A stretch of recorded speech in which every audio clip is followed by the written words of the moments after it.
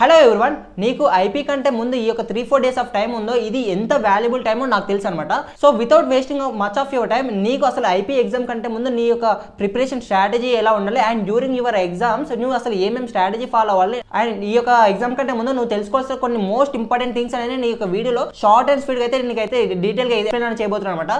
So అంతకంటే ముందు నీకు ఐపీలో 450+ మార్క్స్ ఎలా తెచ్చుకోవాలో దానికి సంబంధించిన కొన్ని కంప్లీట్ చీట్ కోడ్స్ సంబంధించి ఒక వీడియో అనేది నేను చేశాను.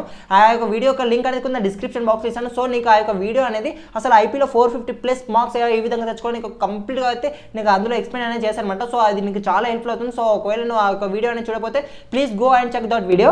And hello guys, welcome back to Pavan Scot Hub. This is Pavan Markenti. So నేను ఈ యొక్క వీడియో చేయడానికి మెయిన్ రీజన్ ఏంటంటే ఎగ్జామ్స్ దగ్గరకు వస్తున్న కొద్దీ మన యొక్క ఫ్రెండ్స్ కానీ మన యొక్క ఇంకా వేరే కాలేజ్లో వాళ్ళు ఉన్న వాళ్ళు కానీ లేకపోతే ఇంకా మనకు చాలా విధాలుగా మనకు ఇంపార్టెంట్ క్వశ్చన్స్ అని మోడల్ పేపర్స్ అని అరే ఈ ఇంపార్టెంట్ క్వశ్చన్ నేర్చుకో ఇది వస్తుందేమో అండ్ ఇంకొకటి ఏమంటాడు అది నేర్చుకున్న తర్వాత అరే ఇది ఇంపార్టెంట్ ఈ కాలేజ్ నారాయణ వాళ్ళు ఈ మోడల్ పేపర్ ఇచ్చారు అండ్ చైతన్య వాళ్ళు ఈ పేపర్ ఇచ్చారని నీకు ఎన్నో మల్టిపుల్ పేపర్స్ అనేవి వస్తుంటాయి అనమాట. సో ఇవన్నీ చూసిన తర్వాత నీకేమనిపిస్తుంది అసలు ఏది చదవాలో అర్థం కాదు, అంటే ఏది ఇంపార్టెంట్ క్వశ్చన్ ఏది ఎగ్జామ్లో వస్తుందో అసలు నీకేం అర్థం కాదనమాట. అర్థమవుతుందా? సో చాలా మంది ఈ యొక్క డైలమాలోనే ఉంటారు కాబట్టి నేనైతే ఈ యొక్క వీడియో అనేది చేస్తున్నాను అనమాట. సో ఇప్పుడు ఒక సింపుల్గా నీకు ఒకటి చెప్తాను చూడండి. IP is not and EAMCET exam. ఎందుకంటే ఐపీలో నీకు ఏవైతే క్వశ్చన్స్ ఉన్నాయో అవే క్వశ్చన్స్ నీకు మళ్ళీ రిపీట్ చేసి అవే సరమాట ఏవైతే నీకు రిపీటెడ్గా వస్తున్నాయో ఏవైతే నువ్వు ఇయర్ స్టార్టింగ్ నుంచి చదువుతున్నావో అవే క్వశ్చన్స్ నీకు ఐపీలో వస్తాయన్నమాట.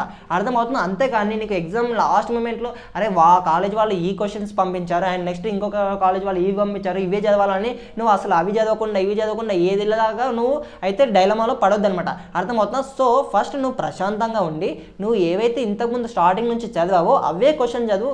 చెప్తున్నాను కదా, ఐపీలో మాత్రం నువ్వు ఏవైతే చదివావో మ్యాక్సిమం అవే రావడానికి ఛాన్స్ అనేది ఉంటుంది అనమాట. అండ్ సెకండ్ వన్ వచ్చేసిందంటే ప్రజెంటేషన్ అనమాట. సో ఇన్ని రోజులు నువ్వు ఎంత గట్టిగా ప్రిపరేషన్ చేసినా ఎంత నువ్వు మంచిగా ప్రిపేర్ అయినా నీ యొక్క ప్రజెంటేషన్ అనేది ఎగ్జామ్లో మంచిగా లేకపోతే మార్క్స్ అనేవి రావన్నమాట.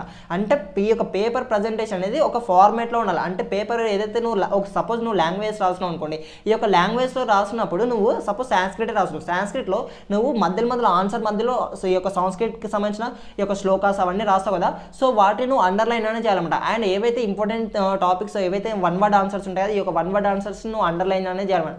సో ఈ విధంగా చేస్తే ఎవాల్యుయేటర్ ఎంత ఇంప్రెస్ అవుతాయి నీకు మార్క్స్ అనేది అంత బాగా వస్తాయి అనమాట. అర్థమవుతుందా? అండ్ థర్డ్ వన్ వచ్చేసిందంటే టైం మేనేజ్మెంట్. సో నువ్వు అసలు ఎంత ప్రిపేర్ అయినా అది సెకండరీ, బట్ నువ్వు ఈ యొక్క ఎగ్జామ్లో ఎంత టైం మేనేజ్మెంట్ చేసుకొని అసలు పేపర్ని ఎంత బాగా ప్రజెంట్ చేస్తున్నావు అనేది ముఖ్యం. అర్థమవుతుందా? సో నువ్వు ఎంత మంచిగా ప్రిపేర్ అయినా నువ్వు ఎగ్జామ్ని ఒక టైం అనేది మేనేజ్ చేసుకోకుండా నువ్వు ఎగ్జామ్ అనేది రాసుకుంటూ వెళ్తున్నావు అనుకోండి, నువ్వు చాలా ఆన్సర్స్ అనేది లాస్ట్కి మిస్ చేయడం అయితే జరుగుతుంది. అర్థమవుతుందా? సో నువ్వు ఏ ఎగ్జామ్ రాసినా దానికి ముందే నువ్వు ఒక ఫిక్స్డ్ ప్రతి క్వశ్చన్కి ఇంత ఫిక్స్డ్ టైం అనేది అయితే నువ్వు డిసైడ్ అనేది అవ్వాలన్నమాట based on your writing skills. And next నువ్వు ఈ యొక్క ఎగ్జామ్ రాస్తుంటావు కదా, ఐపీ ఎగ్జామ్ రాసినప్పుడు అసలు ఏ ప్యాటర్న్లో రాయాలి అంటే ఫస్ట్ ఏ సెక్షన్ రాయాలో ఇప్పుడైతే మనం డిస్కస్ అనేది చేయబోతున్నమాట. నువ్వు ఐపీలో ఇంగ్లీష్ రాసినా లేకపోతే మ్యాథ్స్ రాసినా బాటనీ రాసినా జువాలజీ రాసినా కెమిస్ట్రీ రాసినా ఏ ఎగ్జామ్ రాసినా ఫస్ట్ ఏ క్వశ్చన్కి అయితే ఎక్కువ వెయిటేజ్ ఉందో అవే రాయాలన్నమాట. Whether it is a long question short question. మనకైతే థియరిటికల్ సబ్జెక్ట్కి వచ్చేసి అంటే like physics chemistry botany zoology maths ఉన్నాయి కదా, ఈ యొక్క సబ్జెక్ట్స్లలో ఏముంటుంది మనకు లాంగ్ క్వశ్చన్స్కి ఎక్కువ మార్క్స్ ఉంటాయి. So first start your exam with long answer questions. ఏవైతే లాంగ్ ఆన్సర్ క్వశ్చన్స్ నువ్వు చదివి ఉంటావు కదా, ఈ యొక్క లాంగ్ ఆన్సర్ క్వశ్చన్స్ నుంచి నువ్వు ఎగ్జామ్ అనేది స్టార్ట్ చేయి. అంటే లాంగ్ మార్క్స్ క్వశ్చన్స్ ఎక్కువ వెయిటేజ్ ఉన్న క్వశ్చన్స్ మనం అయితే ఆన్సర్ రాస్తే మనకేమనిపిస్తుంది ఒక half of the exam complete అయినట్టు మనకు అనిపిస్తుంది. అర్థమవుతుందా? సో నెక్స్ట్ ఎగ్జామ్ కూడా మనం మంచిగా రాయడానికి ఛాన్స్ అనేది ఉంటుంది. సో నీకు లాస్ట్లో ఫైనల్గా ఒక 2 మార్క్స్ బిట్ మిస్ అయినా నీకు అంత బాధ అనిపించదు. కానీ ఒక లాంగ్ ఆన్సర్ క్వశ్చన్ మిస్ అయితే ఎలా ఉంటుంది, ఐ మీన్ ఎక్కువ వెయిటేజ్ 8 మార్క్స్ క్వశ్చన్ మిస్ అయితే ఎలా ఉంటుంది. సో ఫస్ట్ నువ్వు ఏ ఎగ్జామ్ రాసినా ఎక్కువ మార్క్స్ ఏవైతే ఉందో వెదర్ ఇట్ ఈస్ కెమిస్ట్రీ అయితే లాంగ్ ఆన్సర్ క్వశ్చన్స్ రాయి. వెదర్ నువ్వు ఒకవేళ ఇంగ్లీష్ కానీ లేకపోతే సాంస్క్రిట్ రాస్తుంటే ఏవైతే షార్ట్ క్వశ్చన్స్ ఉంటాయి కదా బిట్స్, ఈ యొక్క బిట్స్ అన్ని నువ్వైతే ఫస్ట్ అనేది కవర్ చేయాలన్నమాట. Like 15th bit 16th bit ఇవి ఉంటాయి కదా, ఈ యొక్క బిట్స్ అన్ని నువ్వు రాసిన తర్వాత నెక్స్ట్ నువ్వు ఇందులో థియరీ రావాలన్నమాట. సో ఈ విధంగా అయితే నువ్వు రాయాలన్నమాట. అండ్ ఇంగ్లీష్లో అయితే నువ్వు ఫస్ట్ గ్రామర్ రాయి, గ్రామర్ రాసిన తర్వాత లాస్ట్కి annotations and answer the following questions అనేది నువ్వు రాయాలన్నమాట.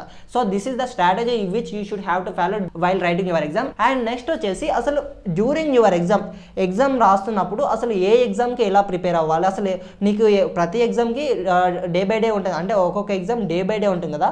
సో ఈ యొక్క డే బై డే ఉన్నప్పుడు ఈ యొక్క అసలు నువ్వు ఏ విధంగా చదవాలి అంటే నెక్స్ట్ ఎగ్జామ్ రాసి వచ్చిన తర్వాత నెక్స్ట్ ఎగ్జామ్కి ఏ విధంగా ప్రిపేర్ కావాలో నీకు ఒక ప్రాపర్ టైం టేబుల్ అనేది నేను ఇప్పుడు చెప్తాను చూడండి.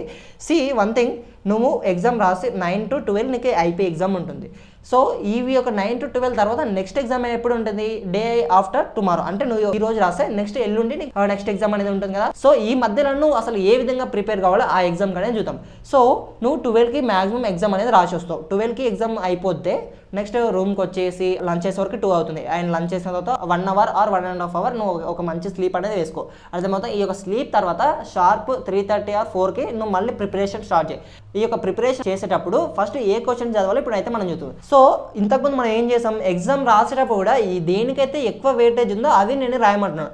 సిమిలర్గా ప్రిపేర్ అయ్యేటప్పుడు కూడా దేనికైతే ఎక్కువ మార్క్స్ ఉన్నాయో ఆ యొక్క క్వశ్చన్ అనేది నువ్వు ప్రిపేర్ అవ్వాలి. సో ఫస్ట్ ఏ సబ్జెక్ట్ తీసుకున్నా సరే, maths, physics, chemistry, botany, zoology, ఈ యొక్క సబ్జెక్ట్స్లలో నీకు లాంగ్ ఆన్సర్ క్వశ్చన్స్ ఉంటాయి కదా, ఎల్ఏక్యూస్. ఈ యొక్క ఎల్ఏక్యూస్ అనేది నువ్వు చదవాలంట. ఈ యొక్క ఎల్ఏక్యూస్కి మనకి తిప్పి కొడితే ఈ యొక్క ఎల్ఏక్యూస్ అన్ని చాప్టర్లలో కలిపి ఒక 5 to 6 ఉంటాయి. అర్థమవుతా. ఈ యొక్క 5 to 6 ఎల్ఏక్యూస్ని నువ్వు within 3 to 4 hours maximum 4 hours of టైంలో నువ్వు కంప్లీట్ అనేది చేయాలన్నమాట. సో నువ్వు 4కి ఈ యొక్క ప్రిపరేషన్ స్టార్ట్ చేసిన డిన్నర్ కంటే ముందు, ఈ ఎగ్జామ్ రాసి వచ్చిన డే ఉంటుంది కదా, పడుకొని లేచిన తర్వాత 4 to 8 ఈ యొక్క డిన్నర్ కంటే ముందు నువ్వు ఈ యొక్క ఎల్ఏక్యూస్ ప్రిపరేషన్ అనేది కంప్లీట్గా అయిపోవాలి. అర్థమవుతుందా. ఎల్ఏక్యూస్ కంప్లీట్ చేసిన తర్వాత ఒక 1/2 hour or 1 hour dinner break తీసుకొని నెక్స్ట్ 9కి ఒకవేళ ప్రిపరేషన్ స్టార్ట్ చేసిన తర్వాత నెక్స్ట్ నువ్వు చేయాల్సిన ప్రిపరేషన్ ఏంటంటే షార్ట్ ఆన్సర్ క్వశ్చన్స్, ఏవైతే 4 marks కానీ 5 marks క్వశ్చన్స్ ఉంటాయి కదా, ఈ యొక్క 4 marks కానీ 5 marks క్వశ్చన్స్ అన్ని నువ్వు ఇప్పుడు చదవాలంట. అయితే ఈ యొక్క 4 marks క్వశ్చన్ 5 marks క్వశ్చన్స్ మనకు చాలా ఉంటాయి అనమాట.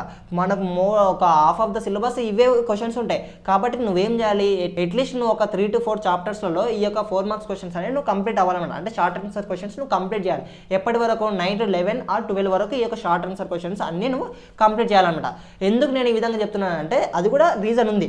అండ్ నెక్స్ట్ ఈ యొక్క షార్ట్ ఆన్సర్ క్వశ్చన్స్ నువ్వు ఒక 12 వరకు ఒక 3 modules కంప్లీట్ చేసావు అనుకోండి, నెక్స్ట్ డే మార్నింగ్ ఉంటుంది. సో నెక్స్ట్ డే మార్నింగ్ నువ్వు 4కి కానీ ఒక 4:30కి లేగేసావు అనుకోండి.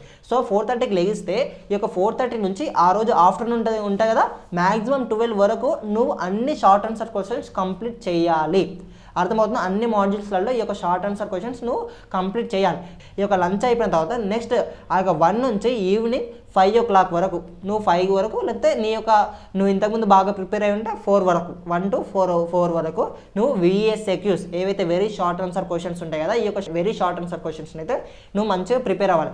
సో ఈ యొక్క VSAQs చదివేటప్పుడు చాలా జాగ్రత్తగా నువ్వైతే చదవాలన్నమాట. ఎందుకంటే VSAQsలోనే ప్రతి ఒక్కరికి మార్క్స్ అనేవి పోతాయి. అర్థమవుతుంది. నువ్వు ఎంత టాపర్ అయినా, నువ్వు ఎంత క్లివర్ అయినా VSAQsే నీ యొక్క ర్యాంక్ని డిసైడ్ చేస్తుంది.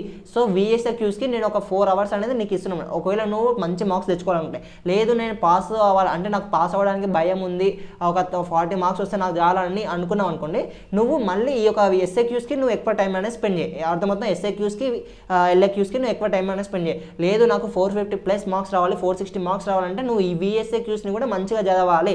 అందరికీ LAQsలలో SAQsలో మార్క్స్ ఎక్కడికి ఎవరికి పోవు. ఈ యొక్క VSAQsలోనే మార్క్స్ అనేవి పోతాయి. సో ఈ VSAQs అనేవి కూడా మనం మంచిగా చేయాలి. సో ఇప్పుడు మనకి ఏమవుతుంది, 1 రివిజన్ అయితే అయిపోయింది కదా. ఇంతకుముందు రోజు బిఫోర్ డే 4 o'clock నుంచి నెక్స్ట్ డే 5 o'clock వరకు ఒకసారి కంప్లీట్ రివిజన్ అయిపోయింది. ఇప్పుడు ఏం చేయాలి, ఈ యొక్క 5 o'clock నుంచి నెక్స్ట్ డే 6 o'clock వరకు నీకు సెకండ్ టైం రివిజన్ అనేది అవ్వాలి. అర్థమవుతుంది. నువ్వు ఒక్కసారి రివిజన్ చేస్తే నీకు కొన్ని ఇంపార్టెంట్ టాపిక్స్ కానీ కొన్ని ఇంపార్టెంట్ క్వశ్చన్ ఆన్సర్స్ కానీ నువ్వు మర్చిపోవడానికి ఛాన్స్ అనేది ఉంటాయి. సో ఇప్పుడు సెకండ్ రివిజన్లో క్విక్ రివిజన్ అంటారు. ఈ యొక్క క్విక్ రివిజన్ ఏ విధంగా ఉండాలంటే, నువ్వు ఇంతసేపు ఏవైతే చదివావో వాటన్నిటిని ఒకసారి రివైజ్ అనేది చేసుకోవాలన్నమాట. అంటే సో వాట్ ఈస్ వాట్, మనం ఏం చదివామో, అసలు అందులో ఉన్న ఏమేమి ఇంపార్టెంట్ టాపిక్స్ ఉన్నాయి, మనం అసలు ఏమేమి మర్చిపోవద్దు, డయాగ్రామ్స్ ఉంటాయి, ఆ యొక్క డయాగ్రామ్ని ఏ విధంగా లేబుల్ చేశారు, గట్షాట్గా కొన్ని అయితే నువ్వు గుర్తుపెట్టుకుంటావు కదా, వాటన్నిటిని నువ్వు గుర్తుపెట్టుకోవడం కానీ, అండ్ ఏవైతే ఏదైనా ఒక క్వశ్చన్ నువ్వు మర్చిపోయి ఉంటే ఆ యొక్క మర్చిపోయింది చదువుకోవడం కానీ, ఇది నువ్వు నెక్స్ట్ ఈ యొక్క 5 o'clock నుంచి నెక్స్ట్ డే మార్నింగ్ 6 o'clock వరకు నువ్వు చేసుకోవాల్సిన ప్లాన్ అనమాట. సో ఈ విధంగా ప్రిపేర్ అయ్యేటప్పుడు కూడా ఈ యొక్క నైట్ ఎక్కువసేపు నువ్వు ఉన్నది, అట్లీస్ట్ ఒక 11:30-12 వరకు నువ్వు స్పెండ్ చేయి, అండ్ తర్వాత పడుకో. ఎందుకంటే నెక్స్ట్ డే మార్నింగ్ ఎగ్జామ్ ఉంది కాబట్టి. సో ఈ విధంగా నువ్వు చదవాలి. అండ్ నెక్స్ట్ డే ఎగ్జామ్ సెంటర్కి వెళ్ళాక కూడా అక్కడ కూడా ఇంకా నేను డిఫరెంట్ కాలేజ్ వాళ్ళు వచ్చి వాళ్ళు ఏవేవో క్వశ్చన్ చదువుతుంటావు, అలానే నువ్వు వాటిని చదవద్దు అనమాట. అర్థమవుతుంది. అప్పుడు చదివితే నీకు ఇంతకుముందు సేపు ఏవి చదువుకున్నావు అవి కూడా నువ్వు లాస్ కావడానికి ఛాన్స్ అనేది ఉంటుంది. So that's it for this video. And ఇంకా 450+ మార్క్స్ సంబంధించిన చీట్ కోర్స్ అని మనం ఆల్రెడీ డిస్కస్ చేసాము. ఒకవేళ ఆ వీడియో చూడకపోతే ఆ వీడియో ఒక లింక్ అనేది కింద డిస్క్రిప్షన్లో ఇస్తాను.